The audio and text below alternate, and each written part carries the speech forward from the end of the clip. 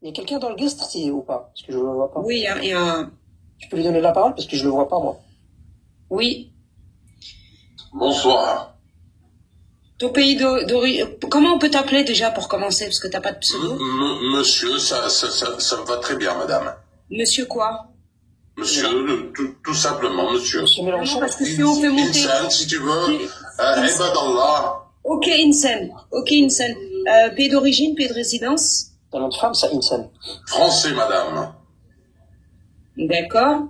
Et tu vis en France aussi ou? Oui, exactement, je vis en France. D'accord, on t'écoute. Eh ben, je veux dire qu'il faut arrêter de mettre l'animosité entre deux peuples. Est-ce que tu veux participer, est-ce que tu veux participer au débat? Parce que le débat, ça n'est pas d'appeler les gens à la haine ou à se diviser ou à se frapper dessus. C'est un débat d'actualité. On analyse des phénomènes de société et une actualité. Si tu veux participer, tu peux. Si tu nous montres nous dire, taisez-vous s'il vous plaît, il faut pas parler de ça, allez plutôt faire un tour, ça sert à rien. Donc, soit tu veux participer et marche-bas, soit tu veux monter nous dire d'arrêter, et là, évidemment, on va pas arrêter. Mais je vous demande pas d'arrêter, monsieur. Faites donc comme bon vous semble. D'accord. C'était ton message? Ça s'arrête là? Non, mais je veux dire, vous parlez de quoi, là, exactement? Divise. Pourquoi ils divisent les Marocains et les Algériens? Donc, tu sais pas de quoi on Par là, parle. il a vu de la lumière. Tu sais pas de quoi on parle, en fait. Tu es monté juste pour demander de... Ben, je lis tout simplement ce qui est marqué. Vous divisez les Marocains et Algériens. Oui. Elle a raison. Oui, donc, vas-y, développe. Mais il n'y a pas à développer, tout a été dit. Pourquoi ces animosités? Ça sert à quoi, en fait? À la fin, on va finir comment? Ça va finir comment? On va finir à la grande mosquée de Paris, en train de faire des mchouilles.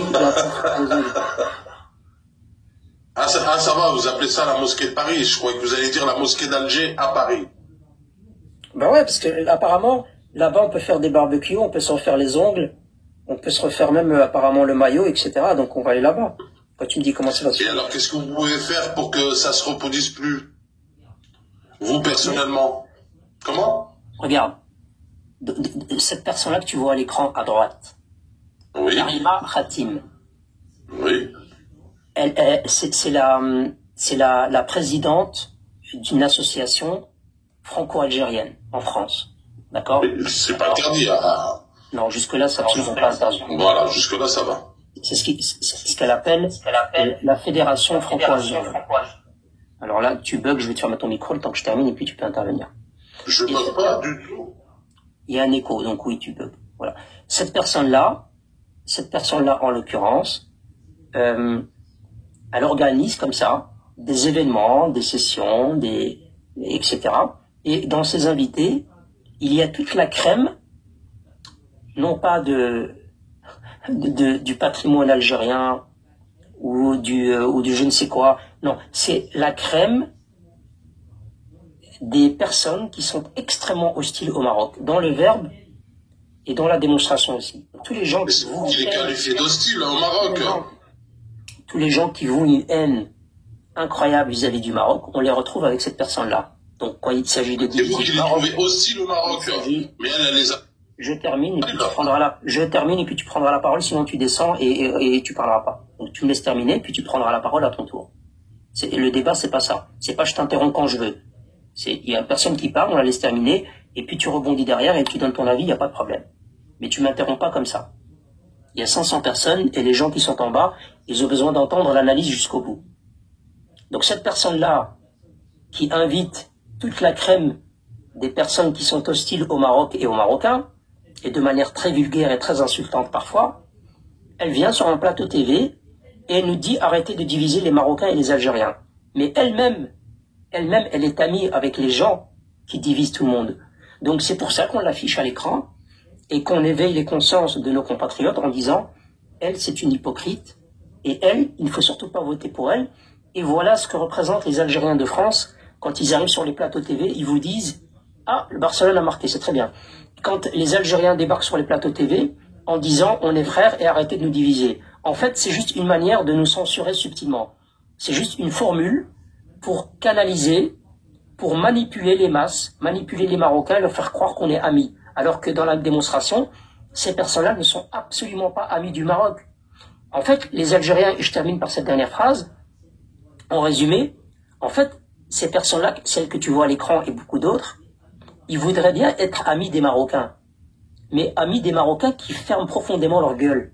C'est-à-dire les Marocains qui va acheter sa baguette, qui rentre chez lui, qui va faire sa prière et qui ferme profondément sa gueule. Ceux-là, ces Algériens voudraient bien être amis avec eux. Mais dès qu'il s'agit de confronter des Marocains qui vont les pointer du doigt sur leur ambiguïté, sur leur hypocrisie, et qui vont défendre leurs symboles, et qui vont défendre les intérêts marocains sans s'attaquer aux autres, du coup ça devient des entités, des gens qui divisent, qui font la fitna, etc. Donc voilà le sujet du live, et voilà ce qu'on dénonce dans les grandes lignes. À toi, si tu veux répondre et rebondir. Oui, donc moi je voudrais dire, quand madame elle invite des personnes, elle n'a pas forcément le même avis qu'eux. Vous êtes bien d'accord? Ça y est, t'as fini? Non, c'est pas que un speech, je tape un speech et après on s'arrête là. Moi, si j'organise un événement, par exemple, et je vais inviter des Marocains qui ont une certaine notoriété ou audience, etc. Je vais pas inviter, par exemple, des gens qui sont hostiles à mes valeurs, à mes symboles, etc. Donc, je vais faire un peu le nettoyage et le filtre. Donc, par exemple, si moi je dis, par exemple, et je vais être très court, t'inquiète, hein, ça va prendre 30 secondes. Si, par exemple, moi j'appelle à la paix entre les Algériens et les Marocains et les Tunisiens, et je te parle d'une espèce de Oumma et de communauté ou de Maghrébins, entre guillemets, eh bien, dans la démonstration, je dois pas démontrer l'inverse et je dois pas démontrer une ambiguïté là-dessus. Donc, de ce fait, quand je vais inviter des gens, s'il y a des éléments qui ne véhiculent pas ces valeurs de fraternité entre les Nord-Africains, eh ben, je l'invite pas. Je lui dis non, lui, il est dangereux. Lui, il divise les Nord-Africains. Elle les invite, elle les soutient, elle les connaît très bien parce que c'est des gens qui ont fait la une dans l'actualité comme Mehdi Ghezag, qui ont insulté les Marocains en long et en large et en gras. Et elle les invite quand même, et elle leur serre la main et elle fait des photos avec eux. Il me semble qu'il s'est excusé, non? On n'a rien à carrer de ses excuses parce qu'il continue. Ah, voilà, bah donc les excuses, ça n'existe pas là. Ah, bah non, ça fonctionne pas. Non, il continue. Donc si tu fais une erreur, tu l'as fait toute ta vie. Je te dis, je te nique ta mère, là, tout de suite, maintenant. Et que tu réagis mal, et je te dis, arrête-toi, ne réagis pas, s'il te plaît, je m'excuse. Si je t'arrête et je te dis, je m'excuse maintenant. Et dès que tu m'as dit, ok, Brahim, je t'excuse, si tu me dis, ok, Brahim, je t'excuse, et que juste après m'avoir dit, ok, Brahim, je t'excuse, je te dis, nique ta mère une nouvelle fois, est-ce que tu vas me prendre pour un guignol hypocrite? Ou est-ce que tu vas dire, c'est pas grave, je vais m'excuser une deuxième fois? Il n'a pas été jusque-là. Ah, si. Convenez-en, monsieur. Mais il a insulté tous les Marocains, il a qualifié tous les Marocains de moins que rien, il a qualifié le Maroc comme un pays de narcotrafiquants, de prostitution, il a insulté tous les Marocains, et les Marocaines, et par la suite, il a continué à véhiculer cette hostilité du Maroc et des Marocains. Donc, viens pas nous dire, il s'est excusé qu'on est devenus de bons amis. C'est faux. Mais c'est excusé au nom de quoi? Oui, mais là, vous faites que surenchérir. Donc, vous voulez en venir où, jusqu'où? C'est ça le problème. Il s'est excusé au nom de ses intérêts commerciaux, au nom de son business. Il s'était déjà mis... Si ce gars-là, il voulait vraiment mettre fin à tout ça, eh ben, il n'organiserait pas des sessions, des invitations au resto à toutes ces personnes-là qui ont de l'influence pour leur dire on doit exporter en France l'idéologie politique de l'Algérie. On doit défendre l'Algérie, non pas pour investir et développer l'Algérie, mais même l'idéologie politique de l'Algérie, on doit la supporter ici en France. Donc non, c'est pas des amis du Maroc, ces gens-là. C'est des ennemis du Maroc. Vous voudriez qu'on ferme notre gueule, qu'on le dise pas aux Marocains les plus naïfs qui ne sont pas au courant. Toi, ce que tu voudrais, c'est que je ferme ma gueule, que je ferme TikTok, que je mette Real Madrid, Barcelone, que je prenne de popcorn et que je regarde la télévision et que je fasse semblant qu'il se passe rien. Eh ben non, moi je suis là pour vous dévoiler votre hypocrisie de ceux qui vous représentent. Non, pas hypocrite, monsieur. Ce que vous pouvez reprocher, vous pouvez tout reprocher au peuple algérien, sauf l'hypocrisie. Nous, on dit les choses comme elles sont. Oui, vous dites vraiment les choses comme elles sont, que vous fustigez, même si c'est pas le sujet. Vous dites que vous n'êtes pas partie prenante au conflit concernant le Sahara occidental marocain. Or, dès lors qu'un pays dit que le Sahara est marocain et reconnaît la marocanité du Sahara au Maroc, vous rappelez vos ambassadeurs, vous gelez les relations amicales, vous appliquez des pseudo-sanctions économiques mais qui n'ont aucun impact.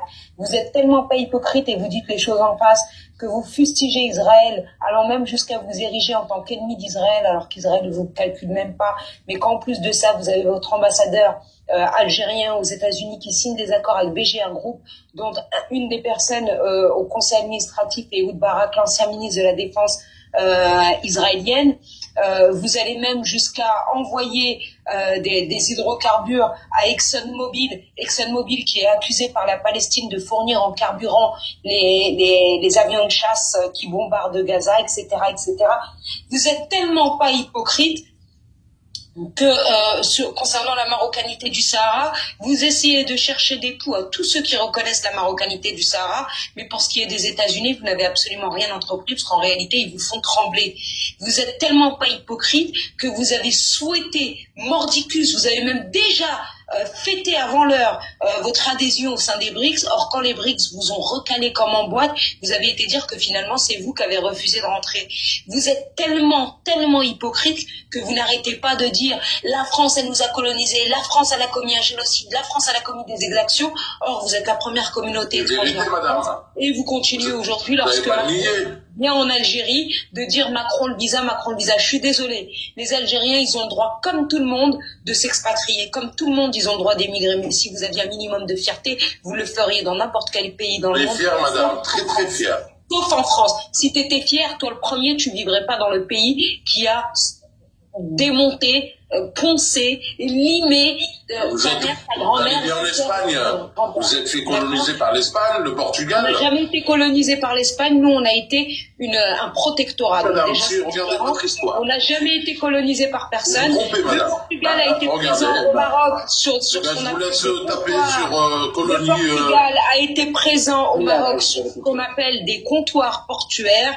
L'Espagne, c'était égal, ça n'a jamais été un colonisateur. Et par ailleurs, quand bien même l'Espagne et le Portugal nous auraient colonisés, allez, combien 100, 200 ans, 300 ans, alors même 400 ans, nous les avons colonisés. Madame.